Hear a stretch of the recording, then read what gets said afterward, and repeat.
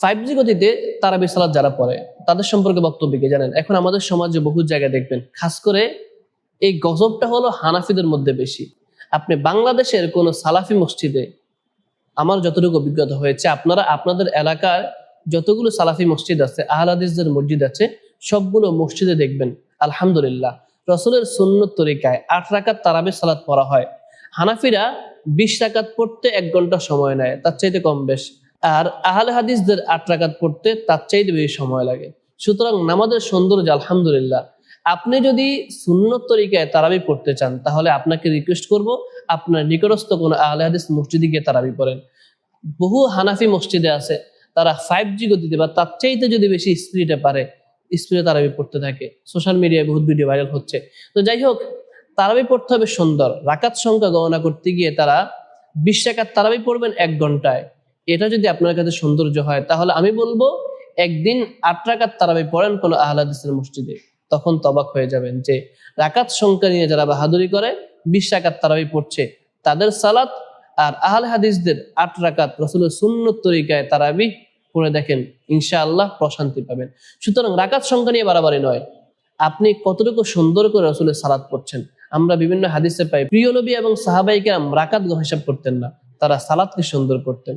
এই জন্য আহলে হাদিসগণ সালাফগণ তারা সালাতকে সুন্দর করছেন, 8 রাকাত তারাবি পড়ছেন লম্বা সময় নিয়ে, একেবারে সুন্দর সাবলীল ভাষায়। সুতরাং 5G গতির তারাবি বর্জন করা সময়ের দাবি।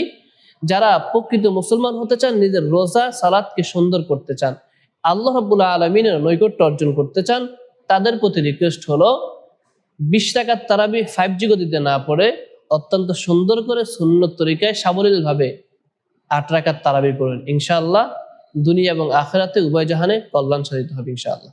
এখন যারা 5G গতিতে তারাবি পড়ছে তাদের তেলাওয়াতের হক আদায় হচ্ছে কিনা? আরে ভাই, তেলাওয়াতের হক কি করে আদায় হবে? উনি যে সূরা ফাতিহা শুরু করেছে আলহামদুলিল্লাহ রাব্বিল আলামিন, আলহামদুলিল্লাহ আর গায়রুল মাগদুবি আলাইহিম ওয়ালাদ-দাল্লিন ছাড়া তো মধ্যখানে কিছু বোঝা যায় না। এখন বাংলাদেশের সব মানুষ সূরা ফাতিহা সহিশুদ্ধ পারুক আর না পারুক, অশুদ্ধ হলেও কিন্তু পারে। সূরা ফাতিহা পারেন, জানেন ইমাম সাহেব এত স্পিডে সূরা ফাতিহা পড়ছেন, মুসল্লি আলহামদুলিল্লাহ গায়রুল মাগদুবি আলাইহিম ওয়ালাদ-দাল্লিন ছাড়া আর কিছুই বুঝছেন না। সুতরাং কোরআনের অন্য আয়াত বা কোরআনের অবস্থা তো আরো খারাপ। যেটা জানে সেটাই মানুষ বুঝে না, আর যেটা জানে না সেটা কি করে বুঝবে? সুতরাং তেলাওয়াতের হক আদায় হওয়ার প্রশ্নে আসে না। রুকু সিজদার তাসবিহ ঠিকমতো বলা হচ্ছে কিনা, অবাক বিষয়। আপনি তারাবি নামাজ পড়তে যাবেন বাংলাদেশে হানাফি মসজিদগুলোতে, দেখবেন যে তারা রুকু সিজদা কি পরিমাণ স্পিডে পড়ে, একবারও আপনি তাসবিহ পড়তে পারছেন না। এটা অত্যন্ত দুঃখ পরিতাপের বিষয়। প্রিয় ভাইয়েরা, এই কাজটা করবেন না। আপনি আপনার মুসল্লিকে অন্তত কমপক্ষে 3 বার হলেও তাসবিহ পড়ার সুযোগ দিবেন। ইনশাআল্লাহ এই বেদাত থেকে সালাফিরা আলহামদুলিল্লাহ মুক্ত। তো হানাফি ভাইদেরকে রিকোয়েস্ট করব, অবশ্যই রুকু সিজদাতে আপনার মুসল্লিদেরকে তাসবিহ পড়ার জন্য সুবর্ণ সুযোগ দিবেন। এরপর প্রশ্ন হলো, মুসল্লিরা বুঝে শুনে অংশ নিতে পারছে কি? আর ভাই, মুসল্লি তো বুঝেই না। বাংলাদেশে তারাবির কতজন মুসল্লি আপনি পাবেন যে কোরআন পড়তে পারে এবং কোরআন বুঝতে পারে, সহিশুদ্ধ করে কোরআন পড়তে পারে, বুঝতে পারে? বাংলাদেশে বহুত মসজিদে তারাবির জামাত হয় কর্পোরেশনের মাধ্যমে। অর্থাৎ যারা তারাবি সালাত পড়ায় তারা এমন ভাবে পরামর্শ করে যে তুই আমাকে লোকমা দিবি না, আমি তোকে লোকমা দিবি না। অনেক অসংখ্য ভুল পড়তেছে, ইনিও ভুল পড়তেছে, উনিও ভুল পড়তেছে, কেউ কাউকে লোকমা দিচ্ছে না। এমন অনেক নজির আছে। বরং আমাদের শিক্ষকরাও শিখিয়ে দিত। আমরা যখন মাদ্রাসায় পড়তাম, আমার মনে আছে আমরা 2 জনকে আমাদের একজন শিক্ষক চিটাং হালি শহর বাইতুল ইকরাম জামে মসজিদে তারাবির জন্য পাঠিয়েছিলেন। মনে আছে, আমার সালটা কিন্তু উল্লেখ করছি না, আর শিক্ষকের নামটাও মনে আছে। তিনি তারাবির জন্য আমাদের 2 জনকে পাঠিয়েছেন, আর এটাও বলছেন যে খবরদার লোকমা দিবি না, লোকমা দিলে মান-ইজ্জত থাকবে না। যদি লোকমা দেস, যদি একবারের জায়গায় 3 বার দৌড়ায়, না পারে তখন বলে দিবি, কিন্তু ভুল বলে চলে গেছে লোকমা দিবি না। লোকমা দিলে কিন্তু সমস্যা, তারাবি ছুটে যেতে পারে।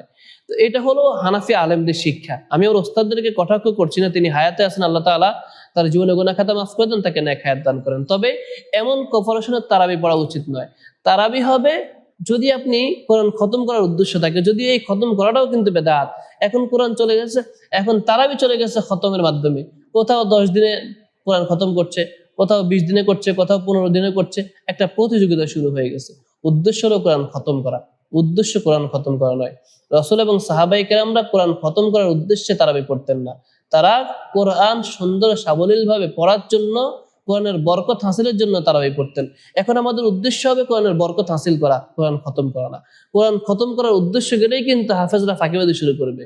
আর যদি কোরআন তেলাওয়াত এবং সুন্দর সাবলীল তেলাওয়াতের জন্য শোনার জন্য আপনারা তারাবি পড়েন, আশা করি সুন্দর তারাবি পড়বেন এবং সুন্দর তারাবি পাবেন। আর যদি রাসূলের সুন্নত তরিকায় তারাবি পড়তে চান, তাহলে আপনাদের প্রতি রিকোয়েস্ট হলো, আসেন আহলে হাদিসদের মসজিদে একবার তারাবি পড়ে দেখেন, মনে হবে জীবনের সবচেয়ে শ্রেষ্ঠ এবং বেস্ট তারাবিটা জীবনে পড়েছেন একবার। আশা করি বুঝতে পেরেছেন। আল্লাহ তাআলা সকলকে বুঝার মতো সহিহ বুঝ দান করুন, আমিন। Salafi.9 রাসূলের কথা বলে।